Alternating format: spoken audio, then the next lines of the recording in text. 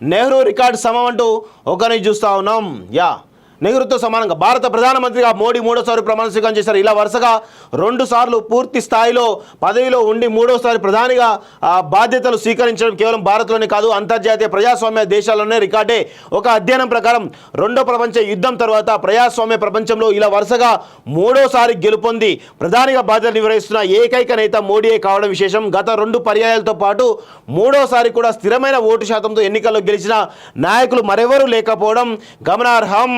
అదేవిధంగా భారతదేశ ప్రజలు తొలి ప్రధాని నెహ్రూపై అచంచల విశ్వాసం చూపారు. ఆయన వరుసగా 3 సార్లు గెలిపించారు. వరుసగా 1952, 57, 62 ఎన్నికల్లో నెహ్రూ నేతృత్వంలో కాంగ్రెస్ పార్టీ గెలుపొందింది. ఆ తర్వాత మరే ప్రధాని ఈ ఘనత సాధించలేదు. తాజాగా నరేంద్ర మోడీ ఆ రికార్డును సమన్ చేశారు.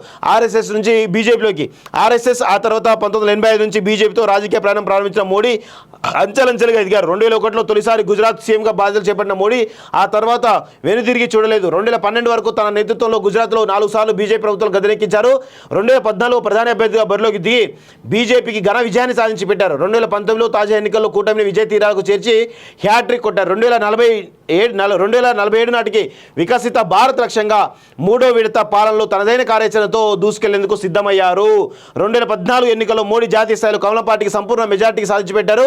1984 తర్వాత ఆ ఘనత సాధించే తొలి ప్రధానిగా గుర్తింపు పొందారు. 2014లో టైమ్ మ్యాగజైన్ పాఠకుల పోల్లో పర్సన్ ఆఫ్ ది ఇయర్గా నిలిచారు. రెండోసారి అధికారంలోకి వచ్చిన 2 నెలలకే జమ్మూ కాశ్మీర్లో ఆర్టికల్ 370 రద్దు చేశారు. సిఏఏ, ట్రిపుల్ తలాక్ రద్దు, కోవిడ్ వ్యాక్సిన్ల పంపిణీ, అయోధ్యలో రామాలయ నిర్మాణం, కొత్త పార్లమెంట్ భవనం, మహిళా రిజర్వేషన్లకు ఆమోదం వంటి పరిణామాలు చోటు చేసుకున్నాయి. వాస్తవంగా చాలా కీలకమైనటువంటి నిర్ణయాలు ప్రధాని మోడీ తీసుకోవడం జరిగింది. ప్రధాని మోడీ నేతృత్వంలో బీజేపీ ప్రభుత్వం చాలా కీలకమైన నిర్ణయాలు తీసుకున్నటువంటి విషయాలు మనం చూసినాం వాస్తవంగా. సో ఇది ఒక అరుదైనటువంటి రికార్డుగా మనం చెప్పవచ్చు.